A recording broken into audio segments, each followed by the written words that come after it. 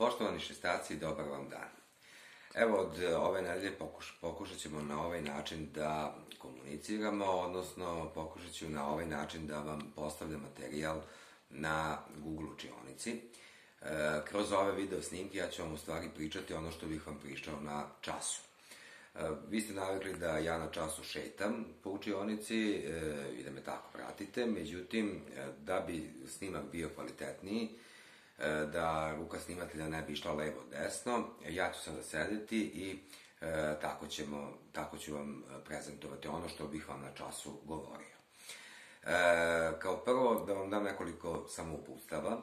Prva stvar koju treba da znate jeste da je ovo materijal koji bi radili na časovima sledeće nedelje.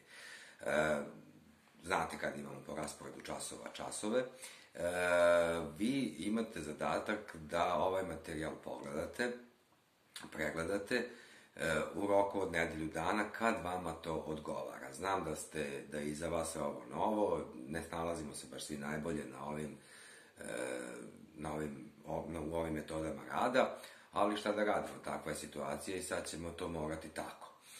Znači, nedelju dana imate fore da sve ono što bude okačeno na Google učionici pogledate i pregledate. Takođe, u vidu materijala na Google učionici biće postavljen tekst onoga što bi mi zapisali u sveskama, odnosno što bi vi zapisali u sveskama i vaš zadatak će biti da to u sveskama prepišete. Ponavljam, znači imate rok nedelju dana za to.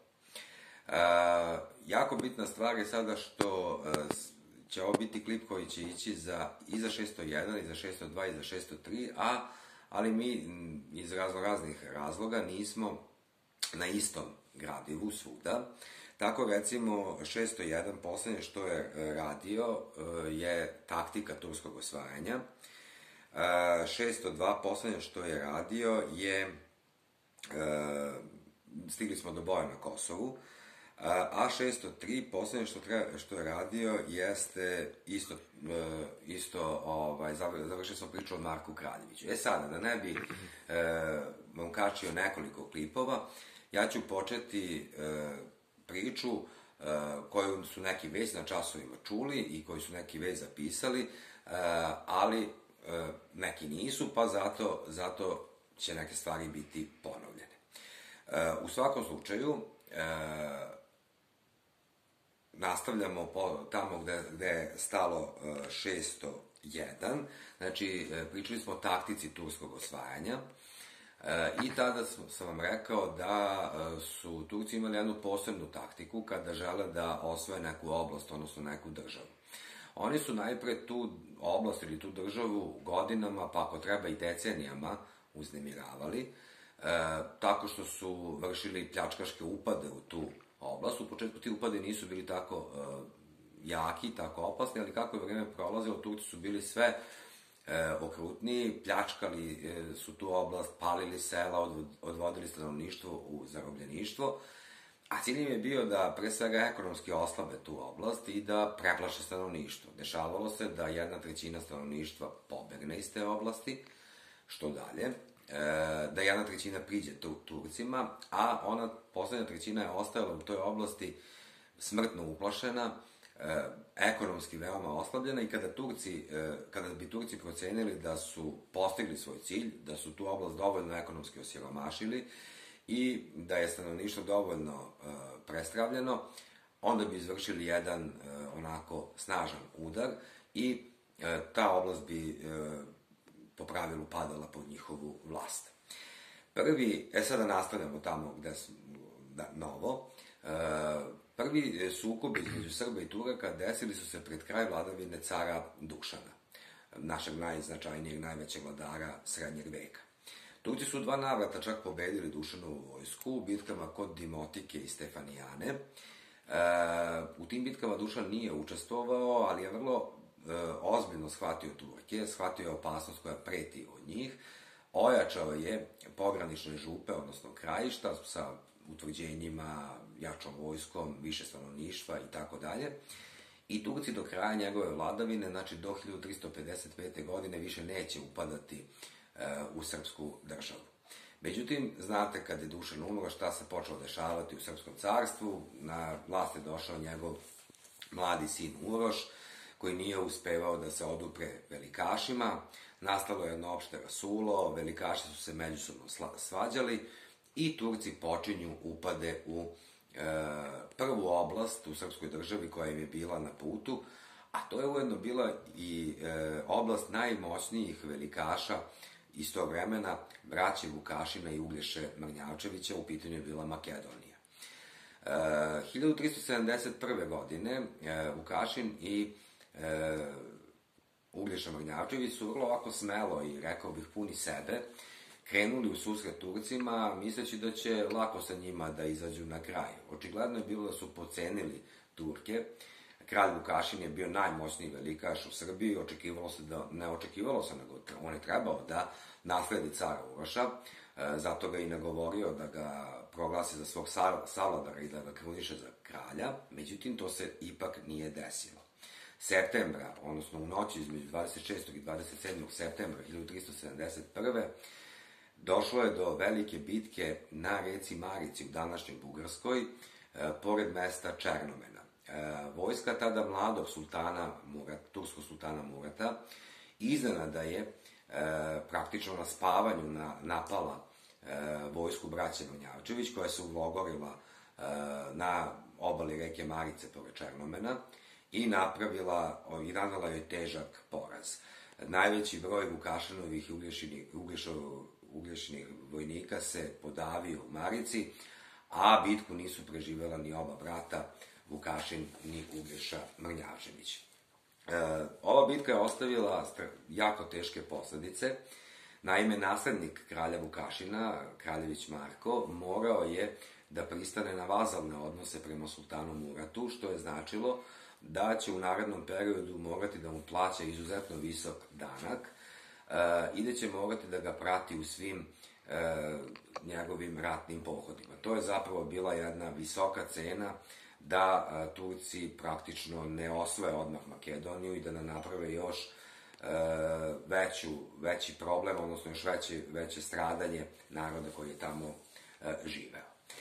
Sad tu je nastala ta čuvena, odnosno kasnije će nastati ta čuvena legenda o Marku Kraljeviću, za koju ste vi sigurno čuli, i ne samo čuli, nego sigurno ste i na časovima srpskog jezika, kako na višim, tako i u nižim razredima, čitali neke pesme koje govore o Kraljeviću Marku. To je legenda koja je nastala mnogo godina posle ovog perioda o kojem mi pričamo. Dakle, u vremenu kada je srpski narod već bio pod tom teškom, surovom turskom vlašću, dakle u periodu koji su naši istoričari nazvali periodom ropstva srpskog naroda pod Turcima.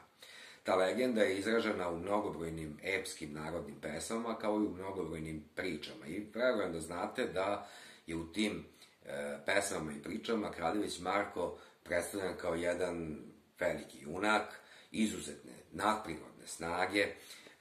Neko mi je na času rekao da je ličio na Bildera, tako otprilike, ali naravno nije bio Bilder, niti je koristio neke suplemente ili tako nešto.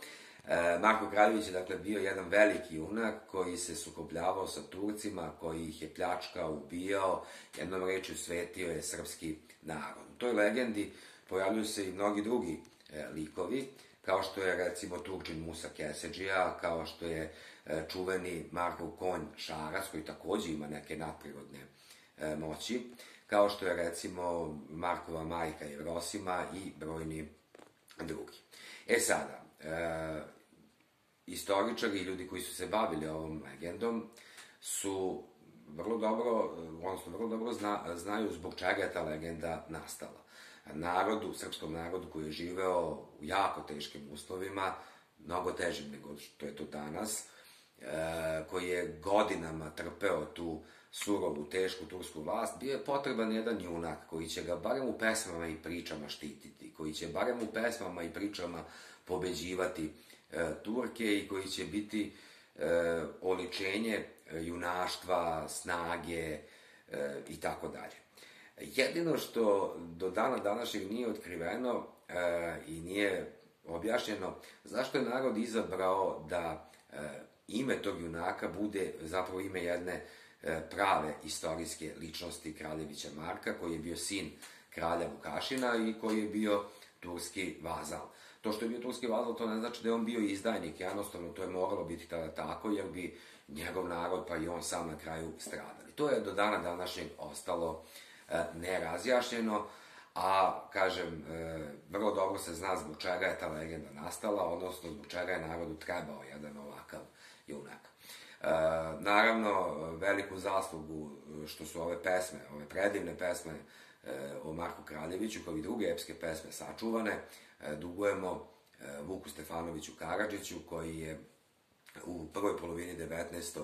veka preko guslara, koji su mu ove pesme pevali uz gusle, sve ove pesme lepo zapisao i sačuvao ih od zaborava i time pokazao da srpski narod nije tikva bez korena, da ima duboku, odnosno veliku kulturu, bez obzira što smo vekovima živeli pod turskom vlašću. Vratimo se sada na istoriju. Dakle, nakon Maričke bitke i pogibije braće Mrnjavčević, najmoćniji velikaš u Srbiji postao je knez Lazar Hrebeljanović. Kada smo pričali o padu Srpskog carstva, mi smo spomenuli kneza Lazara i tada sam vam rekao da je on upravljao Pomoravljem, odnosno oblašću koja je obuhvatala slivove sve tri Morave. Veliku Moravu, zapadnu i južnu Moravu. Njegova prestonica bio je grad Kruševac na zapadnoj Moravi. U vreme rasula Srpskog carstva, odnosno kada je već ono i prestalo da postoji, knez Lazar je bio u savezu sa, i njega smo spomenjali, bosanskim kraljem Tvrtkom I Kotromanićem, i njih dvojica zajedno su napali do tada gospodara zapadne Srbije, župana Nikolu Altomanovića. Nikola Altomanović se praktično našao u sendviču između sa jedne strane Tvrtka, a sa druge strane kneza Lazara i naravno u takvom odnosu snaga nije imao šansu da se odbrani, bio je poražen, a saveznici Tvrtko i Lazar su onako prijateljski podelili njegovu oblast, severne delove njegove oblasti dobio je knez Lazar, a južne delove dobio kralj Tvrtko. Posle ovoga, dakle, posle pobjede nad županom Altomanovićem, knez Lazar je postao najmoćniji velikaš u Srbiji i pošto je sad opasnost od Turaka već postala realnost, nekako su sve oči bile uprte u njega i svi u Srbiji su očekivali da on bude taj koji će organizovati odbranu od daljeg turskog prodora. Ovaj period naše istorije istoričari su nazvali periodom Moravske Srbije, jer se oblast najmoćnijeg velikaša tog doba, kneza Lazara, prostirala upravo u dolinama Velike zapadne i južne Morave, pa je taj period nazvan periodom Moravske Srbije. Da ne bude zabune, Moravska Srbija nije bila država, to je jednostavno period naše prošlosti. Knez Lazar je naravno znao da mora da se suprotstavi Turcima, pogotovo što je posle Maričke bitke njegova oblast, ta Moravska Srbija, i oblast njegovog zeta Vuka Brankovića, Kosovo i Metohija, bila sledeća na udaru Turaka. I knez Lazar je naravno prihvatio ovu, da kažem, obavezu da brani Srbiju od daljih turskih pohoda. Do prvog većeg sukoba između kneza Lazara i Turaka, odnosno sada već iskusnog sultana Murata, dolazi 1387. godine kod mesta Pločnika, nedaleko od Niša. Kao što su Mrnjavčevići u Maričkoj bici pocenili Turke, tako su, čini mi se, sada Turci pocenili Srbe, odnosno kneza Lazara, i doživeli su poraz. U ovoj bici posebno se istakao jedan od najvernijih vitezova i ratnika kneza Lazara, Miloš Obilić, koji će kasnije, vidjet ćete to, ući u legendu. Naravno, svi su u Srbiji znali da se posle ovog poraza Turci neće zaustaviti, da će brzo gledati da napadnu ponovo Srbiju i da operu ovu sramotu koju su doživeli na Pločniku. Naravno, sultan Murat je tada mnogo ozbiljnije shvatio kneza Lazara i Srbe i sledeće, tačnije 1389. godine, dolazi do sledeće velike bitke koja će ostaviti velike posledice. To je naravno bila Kosovska bitka, odnosno boj na Kosovu, jedan od najznačajnijih događaja naše prošlosti, jer čini mi se da je ta bitka bila ključna za dalju sudbinu srpskog naroda. O samoj Kosovskoj bitci, nažalost, ne zna se puno. Nema, dakle, puno istorijskih izvora koji bi nam govorili koliko je bilo vojnika, što sa jedne, što sa druge strane, kako je tekla bitka i tako dalje. Ja ću vam prvo reći šta se zna. Znači, zna se da su vojske predvodila dva praktično vladara, knez Lazar Srbe, a sultan Murat Turke. Zna se da je otprilike podjednak broj vojnika bio i na jednoj i na drugoj strani i da je i podjednak broj žrtava bio i na jednoj i na drugoj strani. Kako je sama bitka tekla, to se ne zna. Zna se da su kneza Lazara potpomagali njegov zet Vuk Branković, koji je predvodio levo krilo srpske vojske, i bosanski vojvoda Vlatko Vuković, kojeg je knezu Lazaru u pomoć poslao njegov stari prijatelj i saveznik, kralj Tvrtko I Kotromanić, koji je već bio stariji i koji sam lično nije mogao da dođe. Bitka se odigrala na Kosovu polju, kod mesta Gazimestana, nedaleko od Kosovske Mitrovice i Prištine, u reonu reke Sitnice i Laba, 28. juna 1389. godine na veliki pravoslavni verski praznik Vidovdan. Zna se da ni sultan Murat ni knez Lazar živi iz ove bitke nisu izašli. Za kneza Lazara se pretpostavlja da je u toku bitke pao sa konja, da su Turci uspeli da ga zarobe i da ga na kraju pogube. A što se tiče sudbine sultana Murata, najverovatnije je sultana Murata ubio već pomenuti Miloš Obilić. Kasnije ćemo nešto o legendi, kosovskoj legendi pričati, ali najverovatnije je Miloš Obilić prišao Turcima, predstavio se verovatno kao srpski izdajnik, tako da su ga oni pustili u svoje redove i najverovatnije je on bio taj koji je ubio Murata, odnosno koji je nožem izbo praktično Murata i na taj način ga usmrtio.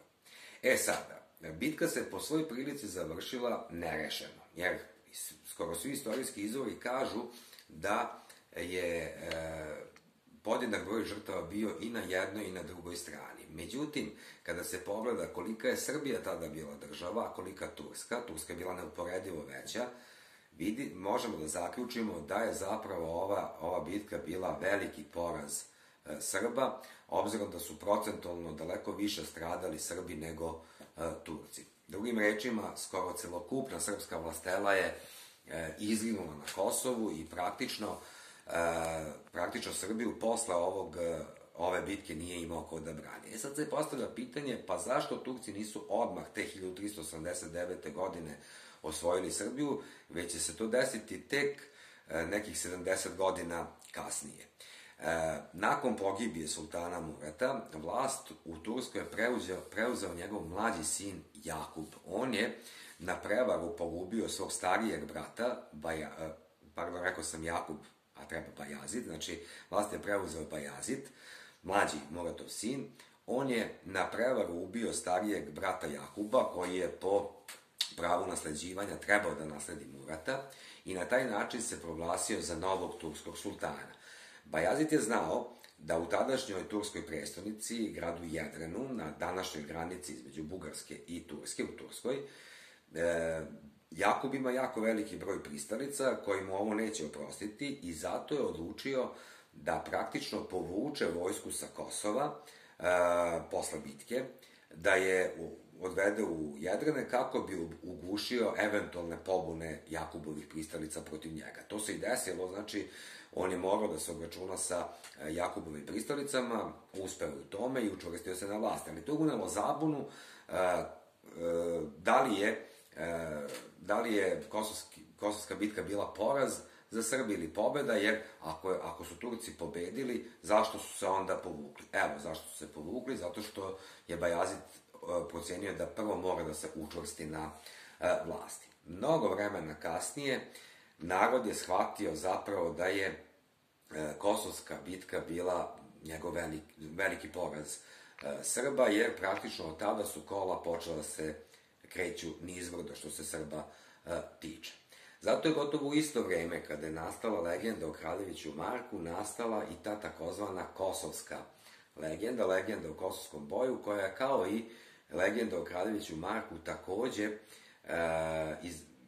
izražena u mnogobrojnim epskim narodnim pesmama i pričama. Legenda sadrži dosta istinitih stvari, događaja i ličnosti, ali ima i dosta izmišljenih ličnosti i dosta izmišljenih događaja. U legendi je narod tačno označio krivca. Glavni krivac za taj srpski poraz, znači legenda predstavlja bitku kao veliki poraz Srba, i glavni krivac za taj poraz bio je nedvosmisleno Vuk Branković, zet kneza Lazara. Vidjet ćete na narednim časovima da Vuk Branković nije bio izdajnik. Ja ću vam izneti nekoliko činjenica koji idu u prilog ovome. Međutim, očigledno je narod izabrao njega, jer je, eto, Vuk Branković imao sreću ili nesreću da preživi bitku, a Lazar, nažalost, nije. I narod je poverao da čim je preživeo bitku, da je on taj koji je krivac, i tu je nastala čitava priča kako je on izdao Srbe, kneza Lazara, kako je prešao na tursku stranu, odnosno kako se u odlučujućim momentima bitke povukao sa Kosova polja. Vuk Branković je zbog toga postao praktično sinonim izdaje među Srbima i mnogo vremena je moralo da prođe da bi, eto, bila ispravljena ova nepravda prema Vuku Brankoviću i da bi istoričari pričali o njemu kao jednom vitezu. Ja kažem, na narednim časovima ću vam izneti nekoliko činjenica koji idu u prilog da Vuk Branković nije bio izdajnik i da jednostavno poraz na Kosovu je bio odnos snaga, da tako kažem, jer su Turci bili neuporedivo jači. Što se tiče izmišljenih ličnosti, u kosovskoj legendi se pojavljuje, recimo, kosovka devojka. Kosovka devojka kao takva, kako se pojavljuje u bici na Vukovcu. Izvinjavam se sada zbog ovog prekida, nekih tehničkih problema smo imali. Znači, kod Kosovke devojke smo stali.